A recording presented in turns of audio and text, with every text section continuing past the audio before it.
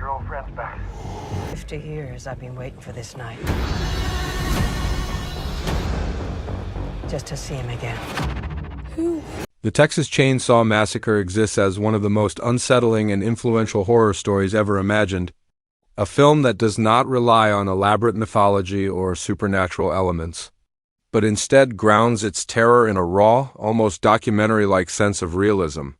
From the very beginning, the story establishes an atmosphere of dread that feels inescapable, suggesting that what unfolds is not a spectacle meant to entertain comfortably, but an experience designed to disturb, exhaust, and linger in the mind long after it ends.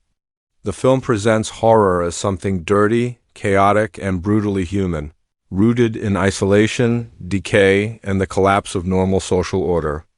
The story unfolds in a rural landscape that feels forgotten by time.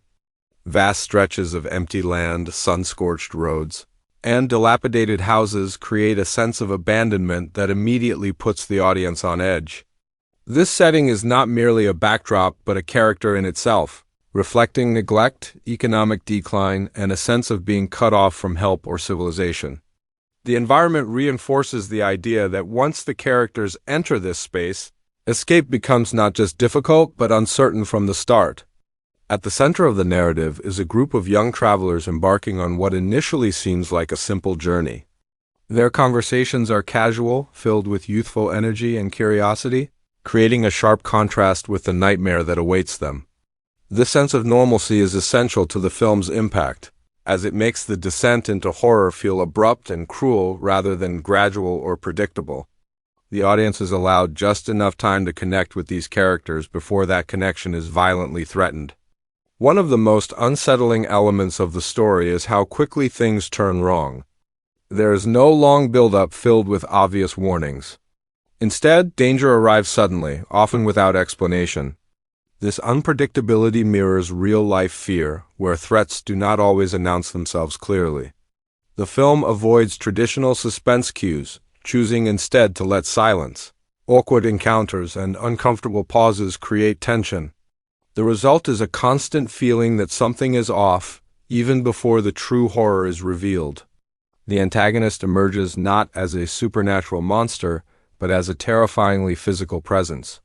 Leatherface is portrayed as both brutal and strangely tragic, a figure shaped by his environment and upbringing rather than pure evil. His appearance, movements, and actions are designed to shock, but beneath the surface lies a sense of dysfunction and psychological disturbance that adds complexity to his character. He is not a calculating villain, but an extension of a broken household and a decaying way of life. The use of the chainsaw itself becomes a symbol of relentless, mechanical violence. Its sound is aggressive, overwhelming, and impossible to ignore, cutting through silence and replacing it with panic. The chainsaw is not just a weapon, but an instrument of terror that embodies the film's themes of industrial brutality and loss of humanity. Each time it appears, it signals chaos and the breakdown of any remaining sense of safety. As the plot progresses, the story introduces the antagonist's family, deepening the horror in an unexpected way. Rather than presenting a single killer, the film reveals an entire household operating under twisted logic and warped traditions. This family dynamic transforms the narrative from a simple survival story into a disturbing exploration of moral decay. Their interactions, though often darkly absurd, reinforce the idea that horror can exist behind closed doors, normalized through routine and familiarity. The victims are not portrayed as heroes in the traditional sense. They are confused, terrified, and often powerless, reacting instinctively rather than strategically. This choice makes their suffering feel more real and less cinematic. The film does not offer comforting arcs of empowerment or revenge. Instead, it focuses on endurance, fear, and the desperate will to survive another moment. Survival itself becomes the only victory the story allows. One of the most striking aspects of the film is its pacing. The middle portion unfolds like a relentless assault, giving the audience little time to recover between moments of terror. Scenes stretch uncomfortably long, forcing viewers to sit with anxiety rather than escaping through quick edits. This deliberate pacing creates exhaustion, mirroring the physical and emotional state of the characters trapped within the nightmare. The visual style of the film amplifies its impact. Harsh lighting, grainy textures, and unpolished camera work give the story a raw, almost voyeuristic feel. Rather than stylizing violence, the film presents it bluntly, often implying brutality rather than showing it explicitly. This restraint paradoxically makes the horror more effective, as the audience's imagination fills in the gaps with something far worse than what is shown. Sound design plays a critical role in shaping the experience. Instead of a traditional musical score, the film relies heavily on unsettling noises, mechanical sounds, and abrupt silence. These audio choices create a sense of disorientation, making it difficult to anticipate what comes next. The absence of comforting music denies the audience emotional guidance, leaving them exposed and vulnerable. As the story moves toward its climax, the tone becomes increasingly frantic. The remaining characters are pushed to their physical and psychological limits, their fear escalating into desperation. The line between sanity and madness blurs, reinforcing the film's central idea that extreme terror strips away social norms and exposes raw instinct. The audience is pulled into this frenzy, experiencing the chaos alongside the characters rather than observing it from a safe distance. The final act is particularly haunting because it refuses to provide closure in a traditional sense. Survival does not come with justice, explanation, or moral resolution. Instead, it arrives abruptly, leaving behind trauma, confusion, and unanswered questions. This lack of resolution reinforces the film's realism, suggesting that encounters with violence often end not with understanding but with scars that never fully heal. The ending imagery lingers powerfully, emphasizing the senselessness and brutality of what has occurred. It avoids triumph or relief, choosing instead to leave the audience unsettled. The horror does not feel contained or defeated. It feels as though it could continue, hidden somewhere beyond the frame.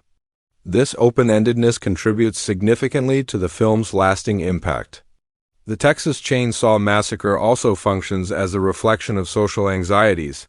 Themes of economic hardship, isolation, and generational decay run beneath the surface, suggesting that the horror is not confined to individual monsters, but embedded within societal neglect.